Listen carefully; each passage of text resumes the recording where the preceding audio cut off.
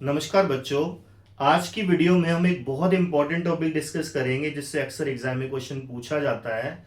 जो बच्चे 9th 10th और 11th में पढ़ रहे हैं सबके एग्जाम में ग्रामर का लेवल काफी सिमिलर होता है। तो ये क्लास 9th 10th और 11th के बच्चों के लिए जो इंग्लिश ग्रामर पढ़ना चाहते हैं या पढ़ रहे हैं। तो बेटा इसमें आज हम जो टॉपिक डिस्कस करेंगे उसका नाम है प्रोनाउन। तो प्रोनाउन नाम के आज टॉपिक से हम शुरू करेंगे जो ग्रामर का एक इंपॉर्टेंट टॉपिक है। तो बेटा जी सबसे पहले हम जानेंगे प्रोनाउन का मतलब क्या होता है। बेटा प्रोनाउन का मतलब होता है pronoun is a word that we use in place of a noun, यानी नाउन की जगह पर यूज होने वाले शब्दों को प्रोनाउन कहते हैं। अब नाउन का मतलब क्या होता है? Noun is the name of person place और थिंग। तो किसी भी पर्सन के लिए अगर हम कोई वर्ड यूज करते हैं तो उसको हम प्रोनाउन बोलते हैं। पर्सन जैसे कि तरुण, जैसे कि श्रेयांश, जैसे कि वंश। अब इनके लिए जो हम वर्ड यूज करेंगे, जैसे मैं बोलूं Tarun is a good boy, he studies in 12th class, तो यहाँ पे Tarun is a good boy में तरुण एक नाउन है। आगे मैंने बोला ही स्टडीज इन 12th क्लास, तो तरुण की जगह मैंने एक वर्ड लगाया ही, जिसको हम बोलेंगे बेटा प्रोनाउन। अब इसकी डिटेल में चलते हैं ताकि एग्जाम में आने वाले क्वेश्चंस करने में हमें हेल्प मिले। तो बेटा जी जैसा हमने डिस्कस किया कि प्रोनाउन का मतलब है pronoun is a word that is used in place of a noun. जैसे एग्जाम्पल के तौर पर आई, वी, यू, ही, शी, दे और इट। अब 3 एग्जाम्पल देखेंगे। जैसे एक बच्चा है श्रेयांश, मैंने बोला Shreyansh is a good boy, तो इसमें सेंटेंस के अंदर श्रेयांश नाउन हो गया। अब अगला इसके बारे में हम बोल रहे हैं कि वही गवर्नमेंट डिपार्टमेंट में काम करता है, तो मैंने बोला कि ही वर्क्स, ये लिखा हुआ है he works in A government department.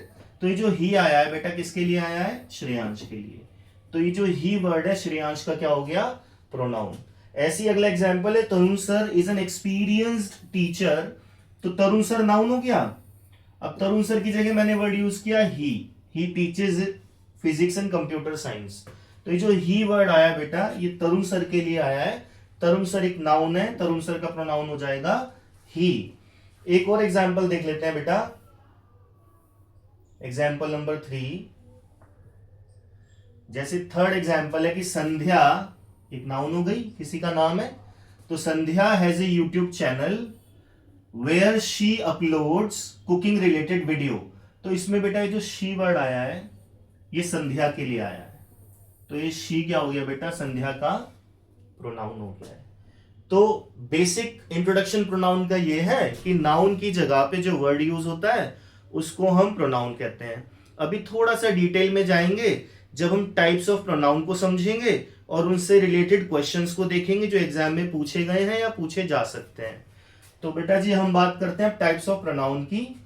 तो टाइप्स ऑफ प्रोनाउन में बेटा जी सबसे पहले हम जानेंगे पर्सनल प्रोनाउन के बारे में कि पर्सनल प्रोनाउन क्या होता है। उसके बाद इंटेरोगेटिव प्रोनाउन के बारे में कि इंटेरोगेटिव प्रोनाउन क्या होता है। उसके बाद रिलेटिव प्रोनाउन के बारे में, फिर डेमोस्ट्रेटिव प्रोनाउन, डिस्ट्रीब्यूटिव प्रोनाउन। ये 7 तरह के प्रोनाउन है। तो डेमोस्ट्रेटिव के बाद डिस्ट्रीब्यूटिव प्रोनाउन, उसके बाद इंडेफिनिट प्रोनाउन और उसके बाद लास्ट में रेसिप्रोकल प्रोनाउन। तो सातों प्रोनाउन को समझेंगे, बहुत जल्दी समझेंगे।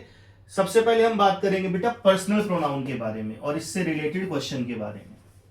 तो बेटा पर्सनल प्रोनाउन का मतलब होता है कि ऐसी नाउन जो जनरली किसी प्लेस और पर्सन और किसी प्लेस पर्सन और थिंग के लिए यूज की जाती है।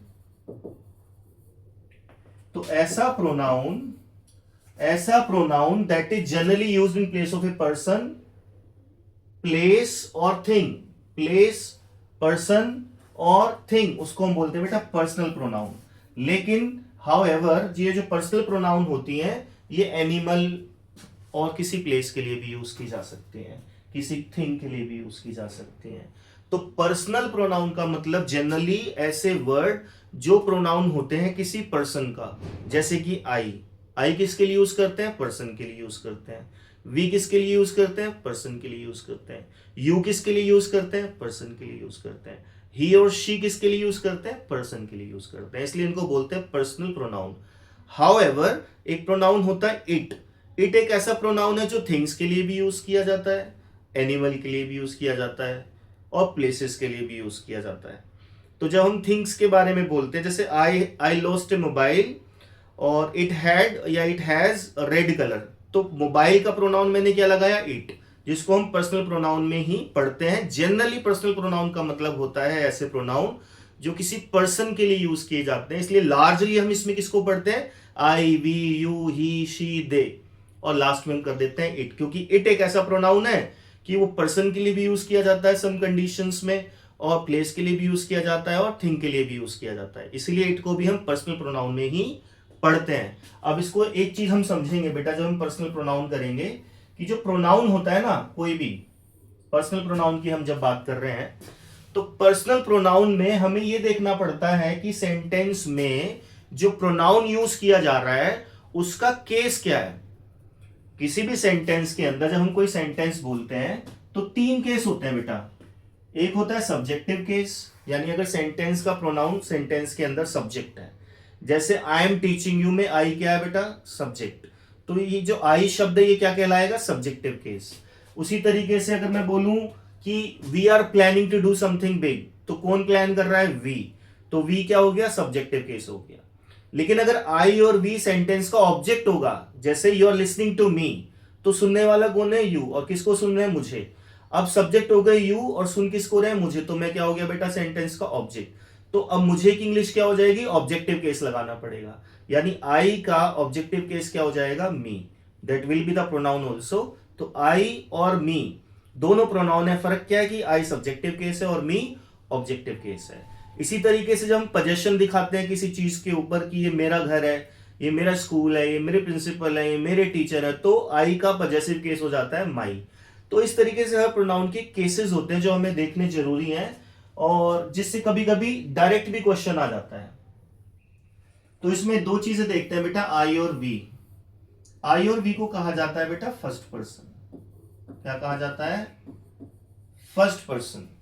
फर्स्ट पर्सन का मतलब कि हम स्पीकर हैं, सेंटेंस में बोल रहे हैं, तो जो बोल रहा है काम करने के बारे में वो हो गया फर्स्ट पर्सन।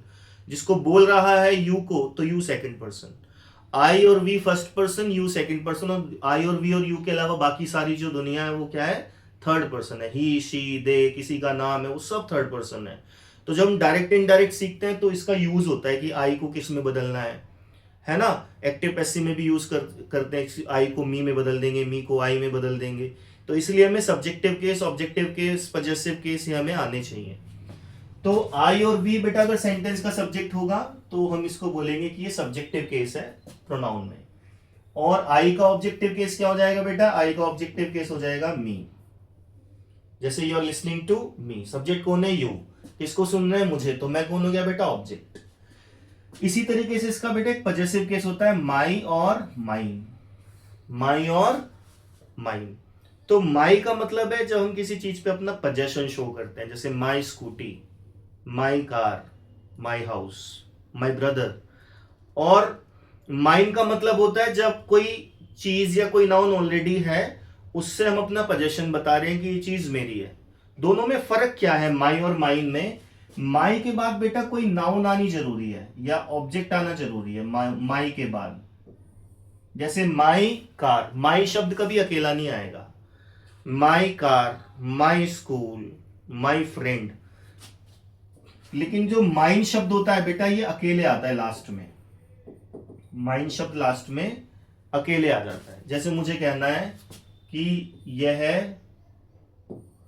यह मेरा है, ये छोटा सा सेंटेंस मुझे कहना है, तो इसमें यह है शब्द तो दिस हो गया बेटा, ये भी एक प्रोनाउन है।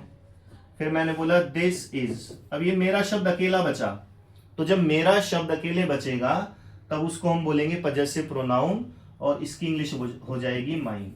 तो मुझे क्या बोलना है, दिस इज माइन। किसी भी चीज के बारे में अगर हम दिस से यूज कर रहे हैं तो उसको हम कह सकते हैं चीज मेरी है, तो दिस इज माइन। तो पॉजेसिव प्रोनाउन में 2 कंडीशंस हैं, माई और माइन।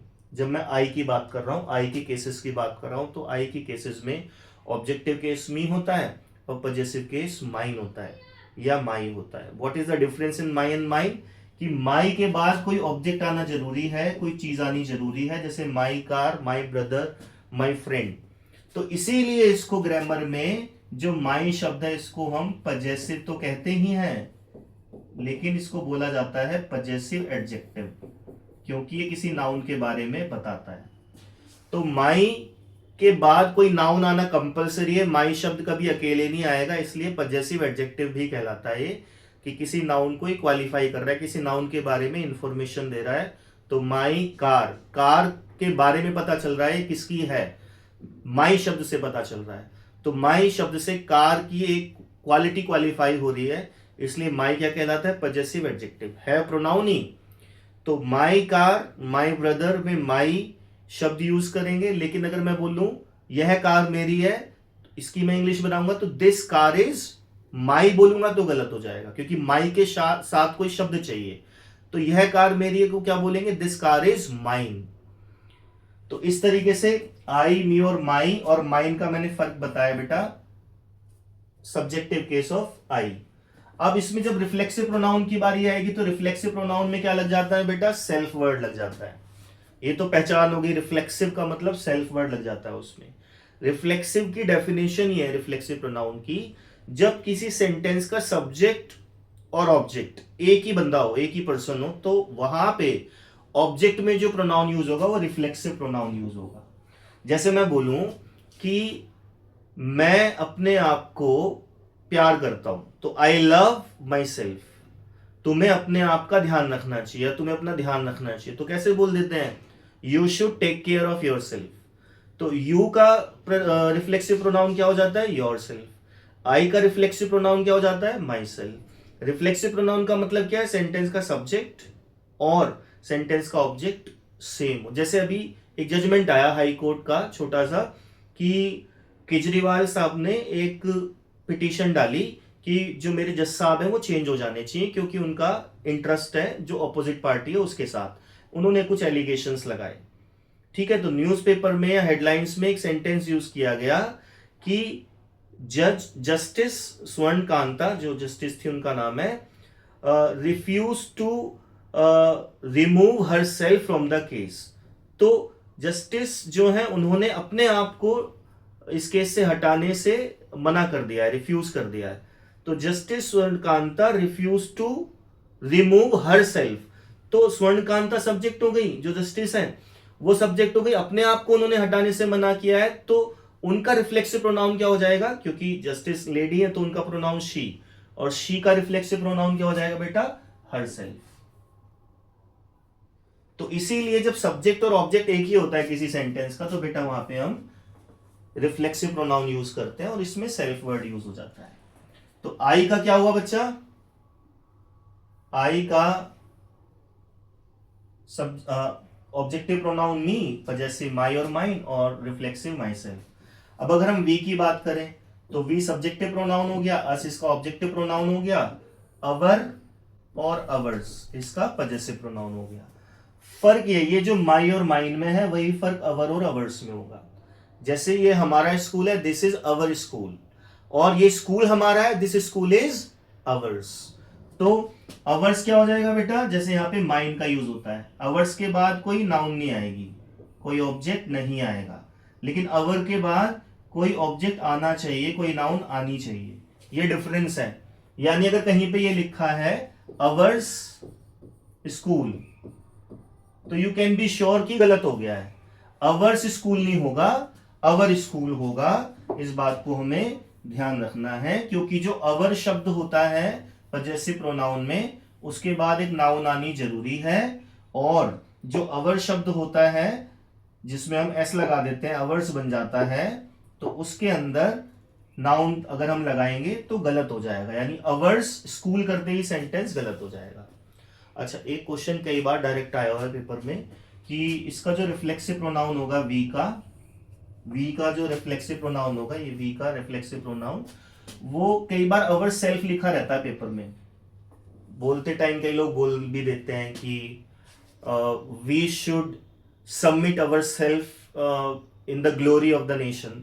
तो we should submit ourself करते ही गलत हो जाएगा, क्योंकि वी प्लूरल है, तो वी प्लूरल है तो सेल्फ वर्ड का हमें प्लूरल बनाना पड़ेगा।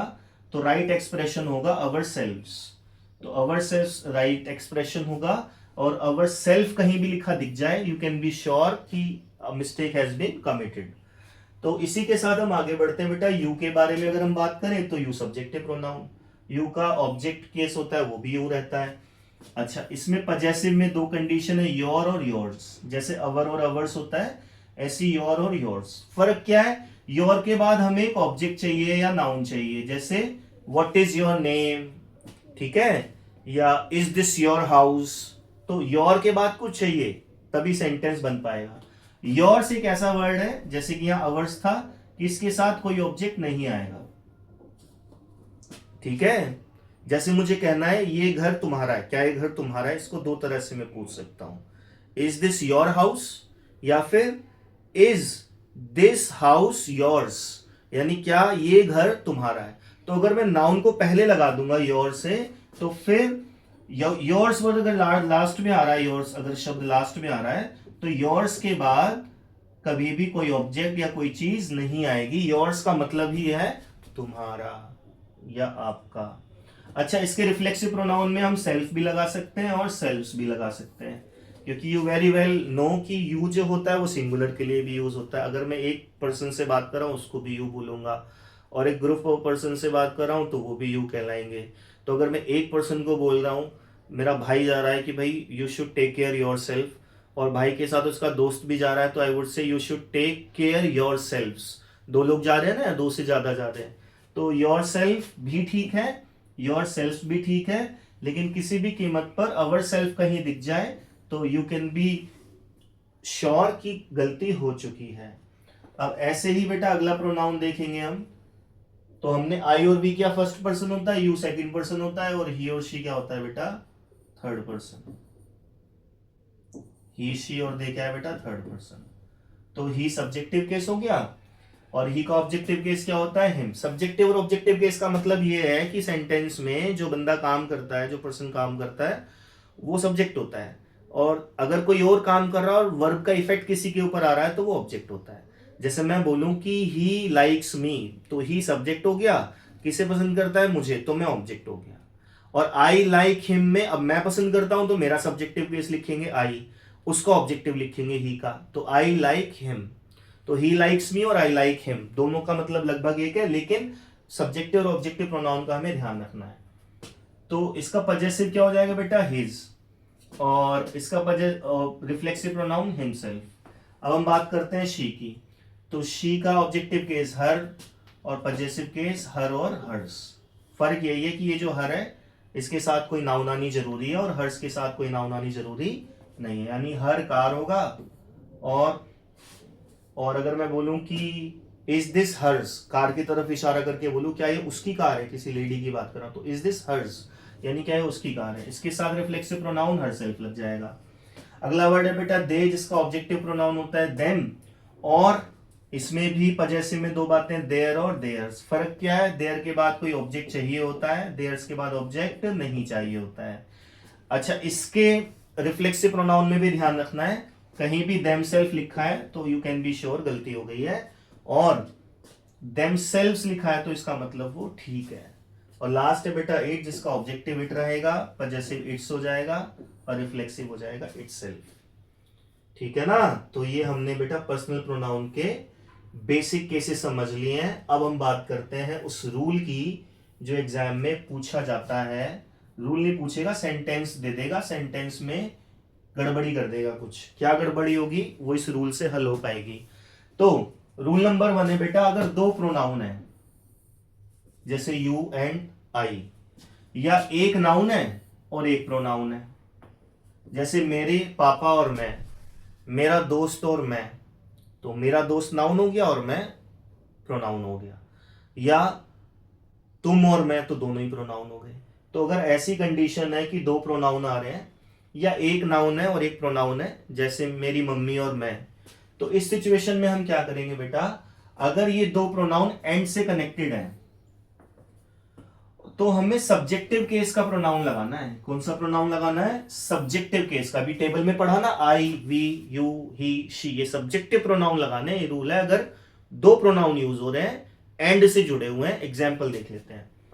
जैसे एग्जाम्पल है कि you and me can change the world, सुनने में ठीक लग रहा है, you and me can change the world, और स्टाइल में लोग बोल भी देते हैं यू एंड मी, है ना, पापा एंड मी, कुछ लोग तो मी एंड माई पापा बोल देते हैं। तो बोल देते हैं या बोला जाता है, that is a different thing. We have to remember as far as the grammar is concern कि एग्जाम में क्वेश्चन को कैसे हमें सॉल्व करना है। तो अगर सेंटेंस में ये दो लोग यू एंड मी, ये सब्जेक्ट है बेटा, देखो इसके बाद हेल्पिंग वर्ब आ रही है कैन, इसके बाद वर्ब आ रही है, ठीक। तो you and me can change the word. अब आप बताएं कि जब ये हेल्पिंग वर्ब है और ये वर्ब है, तो हेल्पिंग वर्ब से पहले तो सब्जेक्ट आता है ना। तो यहां पे जब यू लग चुका है, यू तो सब्जेक्ट ऑब्जेक्ट में यू ही रहता है, तो यू के बाद जब एंड आ गया तो यहां पे हमें मी नहीं चाहिए, यहां हमें सब्जेक्टिव केस चाहिए। क्या चाहिए? सो ये इस रूल के हिसाब से कि दो प्रोनाउन अगर जुड़ रहे हैं, यानी कि यू और मी, तुम और मैं, तो तुम और मैं बाजार जाएंगे, तुम और मैं साथ में बिजनेस शुरू करेंगे, तो इसको कभी भी ये नहीं बोलेंगे you and me will go to market और you and me will start a business together. तो यू एंड मी करते ही सेंटेंस गलत हो जाएगा, सब्जेक्टिव प्रोनाउन लगाना है बच्चा, दैट इज यू एंड आई। तो यू एंड आई का ध्यान रखना है, यू एंड मी का ध्यान नहीं रखना। यू एंड माई अगर आ जाता है, that means there are fair chances sentence में गलती हो गई है। यू एंड मी हो या कोई नाउन आ रखी हो, जैसे सेकंड एग्जांपल है कि पापा एंड मी, तो हम हिंदी सोच रहे हैं जैसे कि मैं और पापा गांव जा रहे हैं, तो मैं और पापा गांव जा रहे हैं, मैं हिंदी बना। तो बेटा जी जब हम बात कर रहे हैं कि पापा और मैं बाजार जा रहे हैं, तो पापा और मैं बाजार जा रहे हैं या मैं और पापा बाजार जा रहे हैं, हिंदी में तो हम दोनों तरीके से बोल लेते हैं कि मैं और पापा बाजार जा रहे हैं, मैं और पापा गांव जा रहे हैं, या पापा और मैं गांव जा रहे हैं। ठीक है, ध्यान से सुनिएगा। तो इसमें दो बातों का ख्याल रखना है। पहला कि जब भी हम प्रोनाउन या नाउन को यूज कर रहे हैं, दो सब्जेक्ट यूज हो रहे हैं एंड लगा के, जिसमें से एक नाउन और एक प्रोनाउन है या दोनों ही प्रोनाउन है। मतलब क्या इस बात का कि जैसे मैं बोलूं कि मैं और पापा, तो पापा नाउन हो गए और मैं प्रोनाउन हो गया। तो अगर एक नाउन और एक प्रोनाउन है और वो जो नाउन है वो थर्ड पर्सन है, तो हमें सीक्वेंस क्या याद रखनी है कि पहले थर्ड पर्सन आएगा भाई, फिर एंड लगेगा और फिर फर्स्ट पर्सन आएगा। यानी मैं और पापा को मैं ये नहीं कह सकता कि आई एंड माई फादर, तो गलत हो जाएगा। क्या ख्याल रखना है? पहली बात कि फादर थर्ड पर्सन है तो वो पहले आएगा, फिर एंड लगाएंगे और फिर आई आएगा। तो father and I, my father and आई। और ये तो बिल्कुल गलत है ही अगर मैं बोलूंगा कि father and me, my father and मी, ये तो गलत है ही, नो डाउट, कि क्योंकि ऑब्जेक्टिव केस हमें नहीं लगाना है। अगर दो लोग एंड से जुड़े हुए हैं और एंड से जुड़ने वाले दोनों लोग सब्जेक्ट हैं, तो हमें सब्जेक्टिव प्रोनाउन चाहिए, ना कि ऑब्जेक्टिव प्रोनाउन चाहिए। तो पापा एंड मी तो गलत हो ही जाएगा। क्या याद रखना है हमें? पहली बात क्या याद रखनी कि पापा एंड माई होना, पापा एंड आई होना चाहिए, सब्जेक्टिव केस होना चाहिए। और दूसरी बात, ऐसा भी नहीं कर सकते कि मैं और पापा जा रहे थे तो आई एंड पापा कर देंगे, ये भी नहीं करना है। सीक्वेंस फॉलो करनी है कि थर्ड पर्सन पहले आएगा, यानी पापा पहले आएंगे फिर मैं आऊंगा। तो पापा and I, my father and आई, ये दोनों बातें ध्यान रखनी, सब्जेक्टिव केस और नाउन प्रोनाउन की सीक्वेंस, थर्ड पर्सन आएगा फिर एंड लगा के फर्स्ट पर्सन आएगा। सिमिलरली अगर सेकंड पर्सन दे रखा है, जैसे तुम और मैं और तुम, मैं और तुम बिजनेस शुरू करेंगे, तो मैं ऐसे नहीं बना सकता आई एंड यू, कि आपने सीख लिया कि भाई एंड से जुड़ रहा है तो सब्जेक्टिव प्रोनाउन आएगा, आई लगा दिया, तो सब्जेक्टिव प्रोनाउन तो आएगा ही आएगा। At the same time we have to remember the sequence also. कहने का मतलब है कि अगर फर्स्ट पर्सन सेंटेंस में एंड के बाद, एंड से जुड़े हुए किसी नाउन प्रोनाउन में आ रहा है एंड के बाद, तो हमें फर्स्ट पर्सन को एंड के बाद रखना है, एंड से पहले नहीं रखना है। चाहे वो थर्ड पर्सन के बाद हो, जैसे माई फादर एंड आई होगा, आई एंड माई फादर नहीं होगा। उसी तरीके से आई एंड यू नहीं होगा, यू एंड आई होगा। Second person, third person and I, first person को रखना है, या फिर सेकंड पर्सन भी होगा, सेकंड पर्सन भी होगा तो एंड लगा के फिर आई लगाना है। तो ये जो चीजें हैं हमें ध्यान रखनी है कि माई father and my father and मी नहीं होता, माई फादर एंड आई होता है। तो ये अगर पेपर में क्वेश्चन आएगा तो हमें इस क्वेश्चन को अच्छे से कर लेना है, एरर को पकड़ लेना है और आगे बढ़ जाना है। ठीक है बेटा। अब एक चीज और ध्यान रखनी है, मैंने कहा कि जब दो प्रोनाउन जैसे यू एंड मी कभी भी सही नहीं होंगे, यू एंड आई होना चाहिए, क्योंकि सब्जेक्ट है ना उस सेंटेंस के कि you and I can change the world. या my father and me were going to market, ये भी गलत हो जाएगा। My father and I were going to market करना पड़ेगा। ठीक, पर ऐसा नहीं है कि हम ब्लाइंडली इस बात को फॉलो करें। एक छोटी सी सावधानी है, अगर दो लोग जैसे यू और मी या पापा और मी, अगर मैं सेंटेंस का अगर ऑब्जेक्ट है, सब्जेक्ट कोई और है, अगर हम दो लोग, कोई दो लोग सेंटेंस का ऑब्जेक्ट है, सब्जेक्ट कोई और है, तो फिर वो दोनों लोग एंड आने के बावजूद भी ऑब्जेक्टिव केस में यूज होंगे। तो ब्लाइंडली फॉलो नहीं करना कि पापा एंड आई ही होगा हमेशा। पापा एंड मी हो सकता है कब, जब पापा और मैं दोनों सेंटेंस का ऑब्जेक्ट है, सब्जेक्ट कोई और है। एग्जाम्पल देखते हैं, ये मैंने नोट में लिखा हुआ है कि we must see if two pronoun connected with conjunction and but they are the object of the sentence, वो सेंटेंस का ऑब्जेक्ट है, then the objective case of pronoun will be used, तब हमें प्रोनाउन का ऑब्जेक्टिव केस यूज करना होगा। Example है बेटा, जैसे एग्जाम्पल में मैं बोलूं my grandfather used to love my father and I. अब अभी हमने सीखा कि भाई माई फादर एंड मी नहीं होगा, माई फादर एंड आई होगा। कब? जब माई फादर एंड आई दोनों सेंटेंस का सब्जेक्ट है। लेकिन इस वाले सेंटेंस में ये सावधानी हमें रखनी है कि माई ग्रैंडफादर सेंटेंस का सब्जेक्ट है भाई, और ये वर्ब वाला पार्ट हो गया, यूज्ड टू लव। अब माई फादर एंड आई ये दोनों लोग तो ऑब्जेक्ट हुए ना, कि दादाजी मेरे पापा को और मुझे प्यार करते थे, दादाजी करते थे, तो मैं और मेरे पापा इस सेंटेंस का क्या है? ऑब्जेक्ट है। तो जब मैं और मेरे पापा इस सेंटेंस का ऑब्जेक्ट है, तो फिर हम बेटा सब्जेक्टिव केस यूज नहीं कर सकते, आई का यूज नहीं कर सकते। अब हमें यूज करना पड़ेगा my grandfather who is a subject, use to love which is a verb part, और माई फादर एंड मी ये ऑब्जेक्ट वाला पार्ट हो गया बेटा। ये कौन सा पार्ट हो गया? ऑब्जेक्ट वाला पार्ट हो गया। तो माई फादर एंड मी यहां पे यूज हमें करना होगा।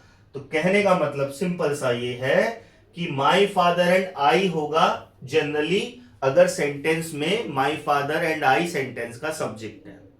माई father and I were going to market, my mother and I were watching TV, you and I will do something, अगर हम सब्जेक्ट हैं। लेकिन सब्जेक्ट कोई और है, जैसे my grandfather used to love, my father and I करूंगा तो गलत हो जाएगा, क्योंकि ग्रैंडफादर सब्जेक्ट है, मैं तो ऑब्जेक्ट हुआ अलोंग विद माई फादर। तो my grandfather used to love my father and me, not I. ये हमें सावधानी रखनी थी पहले रूल में। अब बेटा जी हम दूसरे रूल की तरफ बढ़ते हैं। रूल नंबर 2 क्या कहता है? बहुत अच्छा रूल है बेटा, कि इफ टू और मोर नाउन या pronoun come in a sentence, then we must write them in a correct order that is second person, third person and first person, जो मैंने अभी पहले रूल में ही समझा दिया है कि I and you can change the world। तो बेटा ये गलत हो गया। किस तरीके से? वैसे तो ठीक है, प्रोनाउन तो सही लग गया, इनका ऑर्डर सही नहीं लगा, इनका क्रम सही नहीं लगा। ऑर्डर क्या है कि भाई यू सेकंड पर्सन है, तो सेकंड पर्सन को हमें पहले लगाना पड़ेगा, और ये बन जाएगा बेटा यू एंड आई। इतनी छोटी सी बात है रूल में कि आई एंड यू नहीं होगा, यू एंड आई होगा। आई एंड माई फादर नहीं होगा, माई फादर एंड आई होगा। अगर थर्ड पर्सन भी आ रहा है और फर्स्ट पर्सन भी आ रहा है, तो हमें एक ऑर्डर फॉलो करना है, second person, third person, then first person. यानी जो फर्स्ट पर्सन है वो एंड के बाद ही आएगा। इतनी छोटी सी बात ध्यान रखनी है। इतना अगर हम समझ गए तो हमारा काम हो जाएगा। दो pronoun as a subject use हो रहे हैं, बस वही केस हमें समझना है कि यू एंड आई होगा, आई एंड यू नहीं होगा, क्योंकि आई को हमेशा एंड के बाद लगाना है अगर एक सेंटेंस में दो प्रोनाउन यूज हो रहे हैं या एक नाउन और एक प्रोनाउन यूज हो रही है। एक नाउन मतलब माई फादर एंड आई, ऐसे नहीं होगा आई एंड माई फादर, एंड के बाद हमें आई लिखना है। इतनी छोटी सी बात है रूल नंबर सेकंड में। तो जैसे हम इसका एग्जांपल देख सकते हैं कि I and my brother were playing cricket. अब आपने हिंदी सोची और आपने माना कि मैं और मेरा भाई क्रिकेट खेल रहे थे, तो आप तो ऐसे ही बना दोगे कि I and my brother were playing cricket. नहीं भाई, we have to remember the sequence also कि थर्ड पर्सन मेरा ब्रदर है वो पहले आएगा। तो आई एंड माई ब्रदर कर देंगे बेटा तो गलत हो जाएगा। क्या करना पड़ेगा, माई ब्रदर को पहले लिखना पड़ेगा और आई को बाद में लिखना पड़ेगा। इसमें एक काम अच्छा हो रहा है कि सब्जेक्टिव प्रोनाउन यूज हो रहा है। देखो यहाँ पे आई, अगर ये होता ना मी एंड माई ब्रदर तो दो गलतियां हो जाती कि एक तो आपने मी लगा दिया, सब्जेक्टिव केस लगाना चाहिए था, ये सेंटेंस के सब्जेक्ट है दोनों लोग जो क्रिकेट खेल रहे थे, तो एक तो आपको सब्जेक्ट लगाना चाहिए था, आप कह रहे हो मी एंड माई ब्रदर, तो एक गलती तो आपने मी लगा के कर दिया है। दूसरी गलती आपने मी को पहले लगा दिया है, जबकि एंड के बाद आई आना है, फर्स्ट पर्सन एंड के बाद आना है, ब्रदर को पहले आना है। तो सही सीक्वेंस क्या हो जाएगी बेटा, my brother and I were playing cricket. Second example देखते हैं बेटा कि I and you can change the world. तो मैं और तुम दुनिया बदल सकते हैं। अब वैसे ही मैंने इंग्लिश बना दी कि मैं पहले आ रहा था तो I and you can change the world. सुनने में भी कोई ऐसा सच बड़ी प्रॉब्लम नहीं लग रही है। एग्जाम में आ गया तो बेटा क्वेश्चन गलत हो जाएगा। You have to recognise and find and confirm कि this is the error basically. तो आई एंड यू नहीं होगा, यू एंड आई होगा, क्योंकि सेकंड पर्सन पहले आएगा, फर्स्ट पर्सन बाद में आएगा। तो जब भी दो प्रोनाउन आएंगे तो फर्स्ट पर्सन अगर रहेगा तो वो एंड के बाहर लगाना है। इस बात को अच्छे से हमें समझ लेना है। दो रूल हमने बेटा कर लिए हैं पर्सनल प्रोनाउन से रिलेटेड, और एग्जाम में जनरली क्वेश्चन यहीं से आता है। तीसरा रूल है रूल नंबर 3, बड़ा बेसिक सी बात है। अगर कोई सेंटेंस इट से शुरू होता है बेटा और उसके बाद to be form of the verb आती है तो हमेशा सब्जेक्टिव प्रोनाउन लगाना है। ये बड़े कमाल का रूल है जिसके खिलाफ हम बहुत बार इंग्लिश बोलते हैं। इस रूल के अगेंस्ट जाके हम इंग्लिश बोलते हैं। अभी एग्जांपल से समझेंगे। टू बी फॉर्म का मतलब क्या होता है बेटा, टू बी का मतलब होता है, बी का मतलब होता है होना। क्या होता है, होना।